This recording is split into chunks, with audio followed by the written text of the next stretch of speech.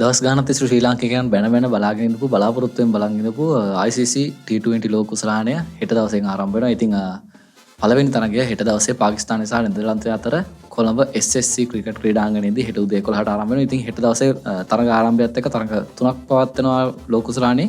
පළවෙනි තරගය ශ්‍රී ලංකාවේ SSC ක්‍රීඩාංගණයේදී පාකිස්තානය සහ නෙදර්ලන්තය අතර පැවැත්වෙනවා. දෙවෙනි තරගය ඉන්දියාවේදී බටහිර ඉන්දියා කොදෙව්වන් සහ ස්කොට්ලන්තය අතර පැවැත්වෙනවා. තුන්වෙනි තරගය ඉන්දියාවේදී ඉන්දියාව සහ ඇමරිකා එක්සත් ජනපදය අතර පැවැත්වෙනවා. ඉතින් හෙට උදේ 11ට තමයි පළවෙනි තරගය ලෝක කුසලානේ ශ්‍රී ලංකාවේදී ආරම්භ වීමට නියමිත වෙලා තියෙන්නේ.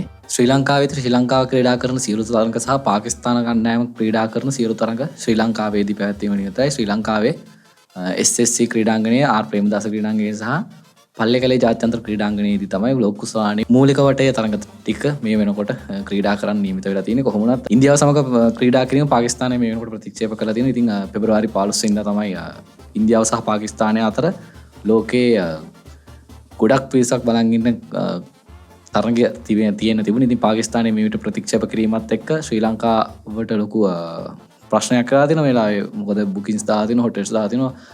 වැඩිම ආදාය ලෝක කුසලාන තරගාවලියේ වැඩිම ආදායම ලබන තරගය තමයි ඉන්දියා පාකිස්තාන තරගය. ඉතින් ඒ පිළිබඳ ශ්‍රී ලංකා ක්‍රිකට් එකේ මේ වෙනකොට නිල නොලත් විදියට ආරංචි වෙලා තිනවා. පාකිස්තානයෙන් විමසීමක් කළා තියෙනවා කියලා. ඉතින් තවම නිල වශයෙන් මේ ලැබිලා නැහැ. නමුත් බොහෝ දුරට ඒ තරගය පැවැත්වෙන්නේ නැති වෙන්න නියමිතයි.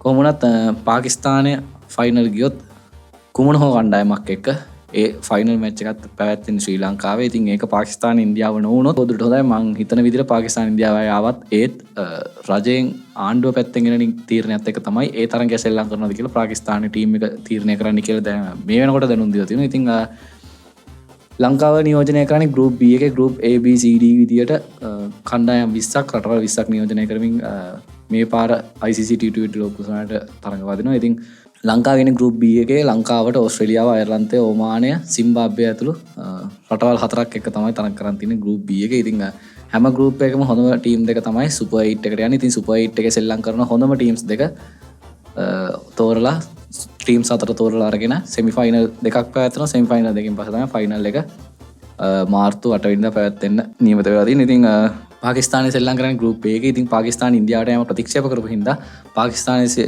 ක්‍රීඩා කරන සියලුම තරඟ ශ්‍රී ලංකාවේදී පැවැත්වෙන්න නියමිතයි. ඉතින් ගෲප් A එකේ ඉන්න සියලු කණ්ඩායම් මේ වෙනකොට ඉන්දියාවේ ඉන්නේ. හැබැයි ඒගොල්ලෝ ලංකාවට එනවා පාකිස්තානෙත් එක්ක තියෙන මැච් එක සෙල්ලම් කරන්න. ඉන්දියාවත් ලංකාවට එන නියමිතයි.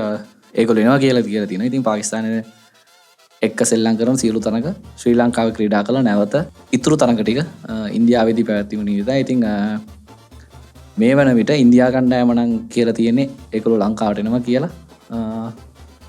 පාකිස්තානය සහ ඉන්දියාව අතර තියෙන තරඟය සෙල්ලම් කරන්න. ඉතින් පාකිස්තානයේ මේ වෙනකොට දැන් දීලා තියෙන්නේ පාකිස්තානයේ ඉන්දියාවත් එක්ක සෙල්ලම් කරන්න සූදානම් නැහැ කියලා. කොහොම වුණත් මේ වෙනකොට ලංකාවට තියෙන මැච් එකක් අනිත්තට පළවෙනි මැච් එක